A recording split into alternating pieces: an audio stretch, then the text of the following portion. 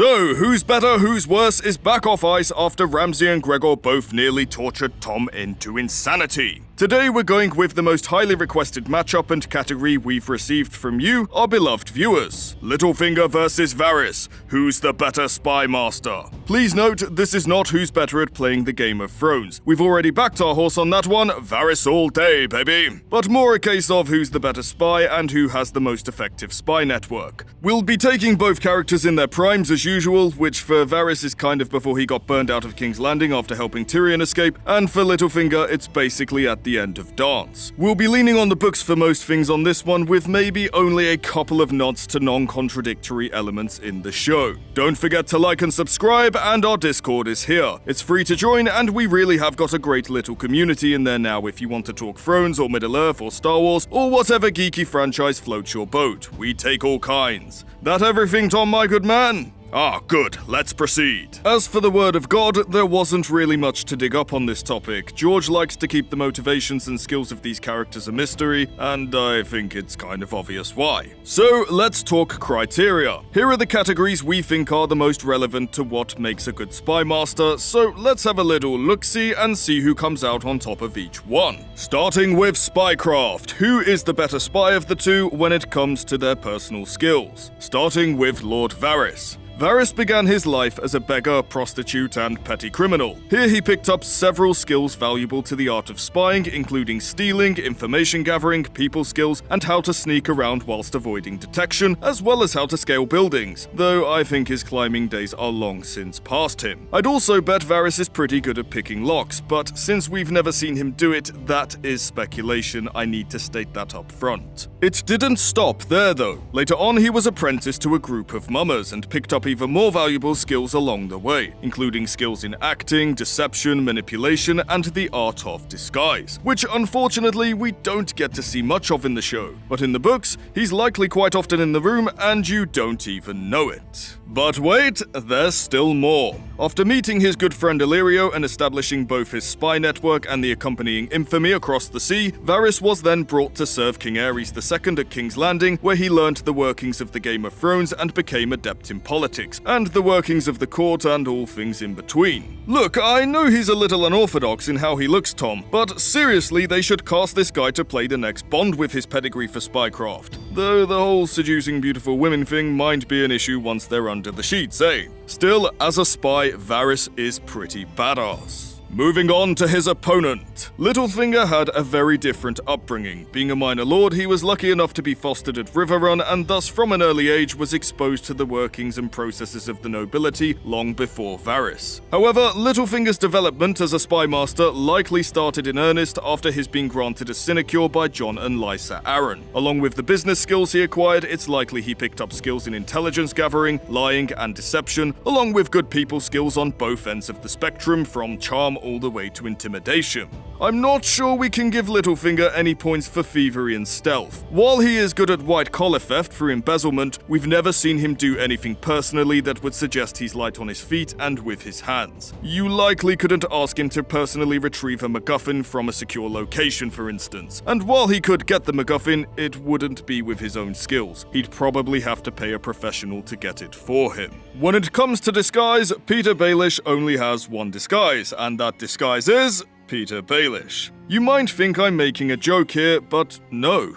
Littlefinger does disguise the ruthless, ambitious, and dangerous monster that any shrewd player would have taken out of the picture almost immediately with the persona of Petyr Baelish, the kind, dutiful, and most importantly, helpless master of coin. He presents as someone who is non-threatening, helpful, and most importantly, incredibly useful, often giving him access to inner political circles and information not shared beyond a few choice ears. As a singular disguise though, it does have its limits, which is of course the fact he can't access any gatherings that don't warrant his presence, whereas Varys can of course get himself into most places by becoming part of the furniture. As for the winner of this category, it's not even close. Don't get me wrong, Littlefinger is good, and does have a few tricks of the trade. But due to his reasonable privilege growing up, he's avoided a certain degree of personal involvement when it comes to the dirty work, as his other skills with money and business means he'll have likely been able to pay others to do things for him and keep his hands clean. Which, it's cool for his image and as a player of the game, but because of this, when it comes to Spycraft specifically, there are skills missing from his repertoire that Varys has pretty much mastered from youth. With a wider variety of tools in his toolkit and more experience with honing his craft, Lord Varys is clearly the victor when it comes to personal skills in Spycraft. I mean, does this really shock anyone, Tom? Varys is the master of whispers. It's his bloody job to act as the crown spymaster.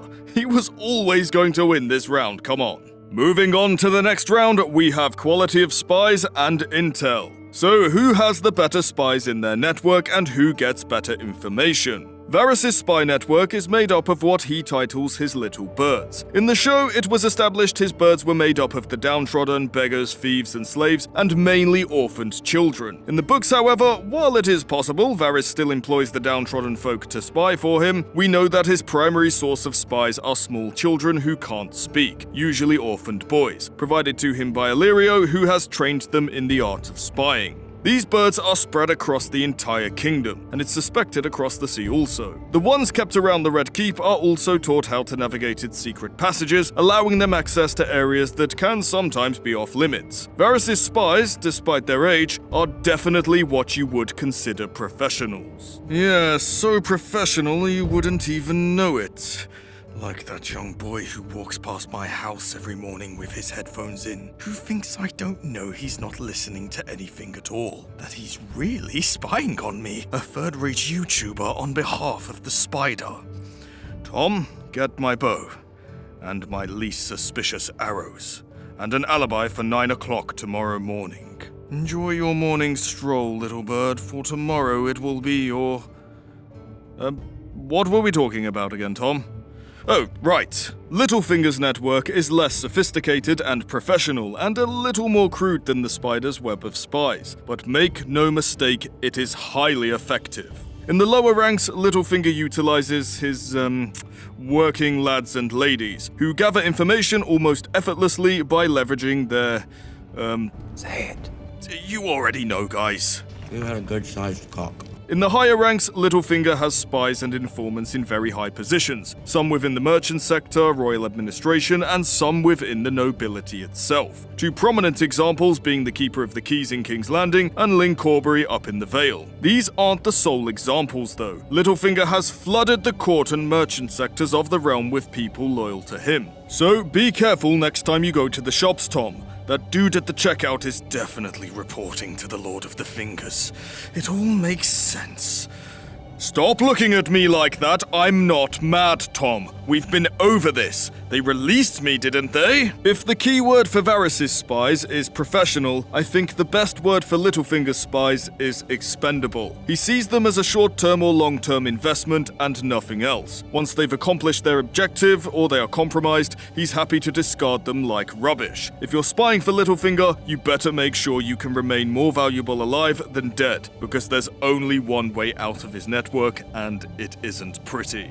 So who has the better quality spies? Varys' network has longer reach, that can't be denied, giving him eyes and ears just about anywhere in the world. Alongside this, his little birds are certainly more inconspicuous initially, and way more professional, despite being, small children, able to infiltrate just about anywhere by being light on their feet or fading into the background. However, there are indeed some major drawbacks to the little birds, believe it or not. Despite the fact they are trained to specialize in spying, young children are still young children at the end of the day, and thus may not always understand what they are hearing and may miscommunicate information, miss out key details, or recount it out of context, irrefutably leaving Varys with a small degree of guesswork and reading between the lines in the intel he's provided.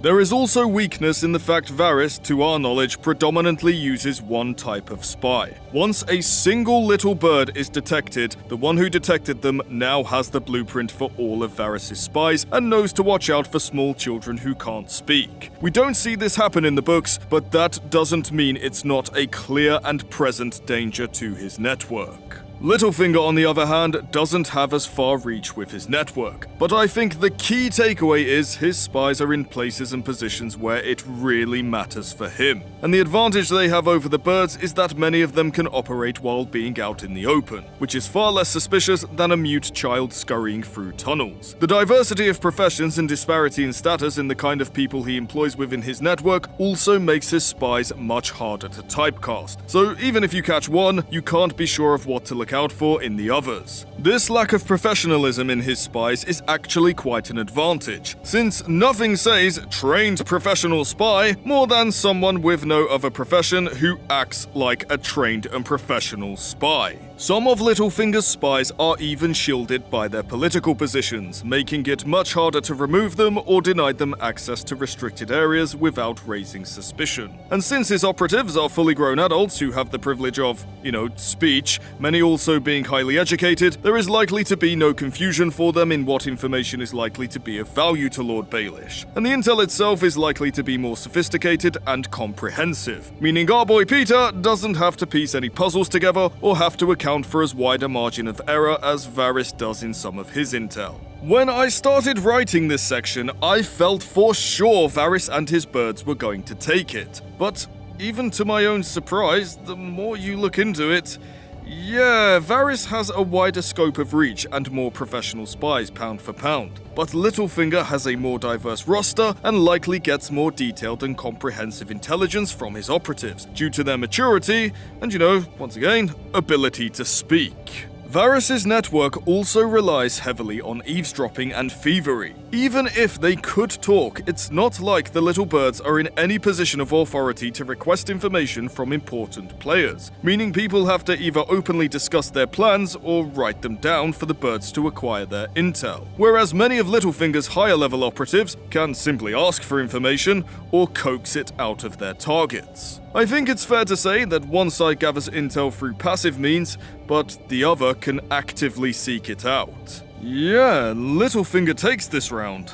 Quite handily too, to my surprise. Our next round for them to duke it out is network security. Yeah, this one won't take long. It's not outright stated, but it's heavily implied that Varys' little birds have had their tongues removed, and thus must communicate through either sign language or the written word. Having been raised from such a young age to serve the spider, there is likely also to be rather steadfast loyalty from the birds that can only be obtained through indoctrination and a codependent dynamic that has been fostered through force. Because of this, it would be exceptionally difficult, bordering on impossible to extract information from a little bird, even if you were to capture one. I'd honestly only really have faith in Ramsay Bolton being able to torture anything out of one. Almost everyone else would likely kill them out of pure frustration. Show-only watchers will of course expose themselves here by saying, "Nuh-uh, just give them sweets and they crack." And to that I say, well, nothing really, other than that's not how the little birds are in the books.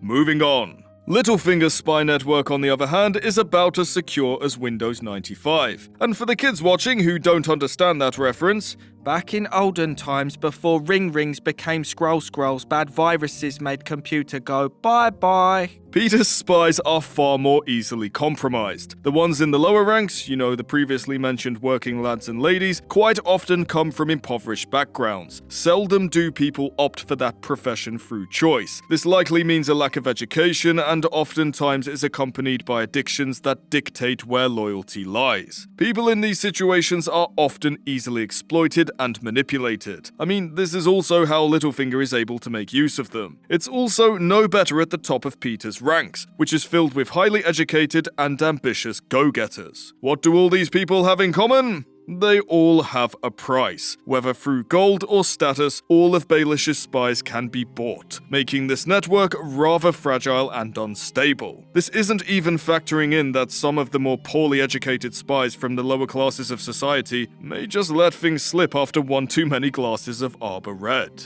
To Baelish's credit, he does understand and acknowledge this, and where he thinks there is potential for an operative to be compromised, he does try to plug the boat before it can leak, so to speak. But this leaves him forever juggling his network and keeping tabs on his operatives, and likely having to replace his far more expendable staff more often than Varys, who it's suspected doesn't, deal with his birds until they reach maturity. And Varys is still one of the more morally sound characters despite generational orphan genocide. Damn, George, your world is so messed up. Anyway, who takes this category? I really do wonder who won this round, Tom.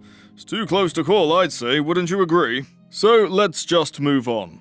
And lastly, but not leastly, and I know that's not a real word before you start, Vanity, we have political influence and power. Believe it or not, this is actually quite an important trait in a spy master. Powerful connections and allies as well as political status really can help keep a target off your back and provide you with resources to further your clandestine operations. Varys holds a position on the Small Council, but in fairness, he's the Master of Whispers, so his profession is to be the Crown's official spy master, and that certainly gets him some points. He's also got some powerful friends and connections across the sea. However, Varys isn't a lord, despite people calling him such. At least where Westeros is concerned, he holds no land and no titles. His political influence in the Seven Kingdoms comes solely from his Small Council position, and the only thing that protects him is his proven usefulness with intelligence gathering. Littlefinger also holds a position on the Small Council as Master of Coin, so while he gets less points than Varys due to a differing profession, he still gets a few bonus points for having a direct line to the king's ear.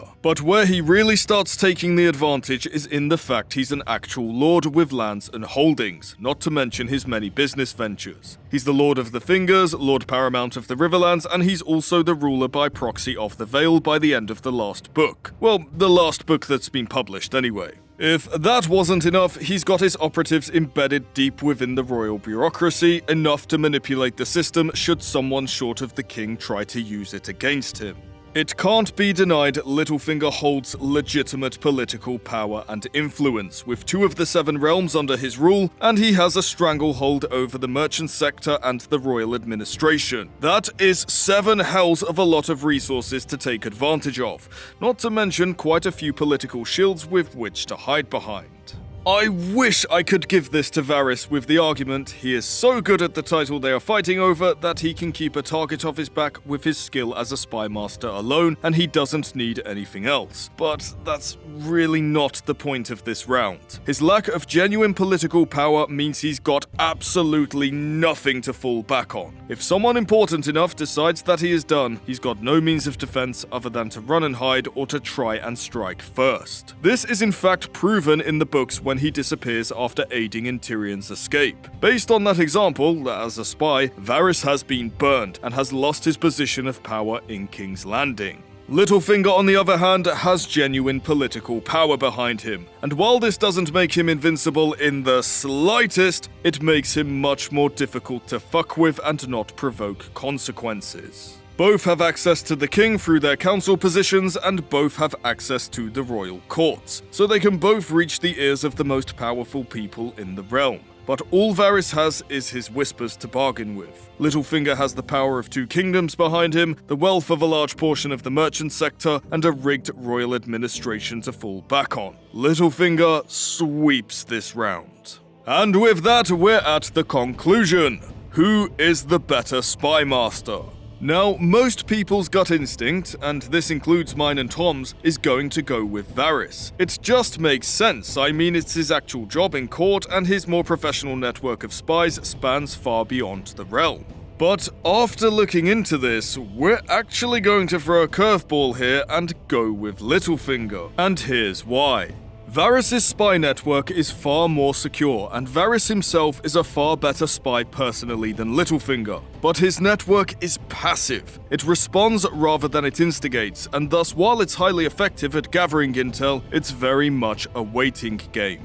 This is reflected in Varys' gameplay as a player of the Game of Thrones. It's taken him well over 15 years to put the pieces into place ready to deliver his checkmate, because he's constantly having to shift and adapt his plans in order to move with the ebb and flow of other players, rather than forcing them to dance to his own tune. Littlefinger's network is far less secure, and thus needs far more attention paid to containing information. but it's far more proactive. It gets shit done yesterday, and advances Littlefinger's interests far quicker than Varys' birds do for his plots and schemes. Now, when it comes to playing the Game of Thrones, patience is the fucking key. You don't win by killing your competition. You win by waiting for your competition to kill each other, and then mop up the scraps when the moment is just right. And in this regard, we'll go with Varys all day as the better player of the game overall. Fight me if you must. But when it comes to the game of spies, time can quite often be of the essence. Risks have to be taken, and you can't always play it 100% safe, as sometimes the round hinges on whoever beats who to the punch. And it's because of this more proactive approach that Littlefinger holds the distinction of not just winning a couple of rounds against Varys, but being the only one to ever do so. You have to sometimes ask, what would you prefer if you had to make a choice between one and can't have the other? Security or results? Anyway, it's due to those factors and the results they have thus far yielded that we're giving Littlefinger the win over the Spider. I want to note though, this is the closest matchup we've done out of the 3 we've done so far, and Littlefinger is taking it by an inch, not by a mile. His victory comes with a very big but, and that is his spy network is far more unstable and chaotic, and while it hasn't blown up in his face yet and bit him on the arse, we are still missing 2 books, and there is a high chance his network may implode on him and ironically be his downfall.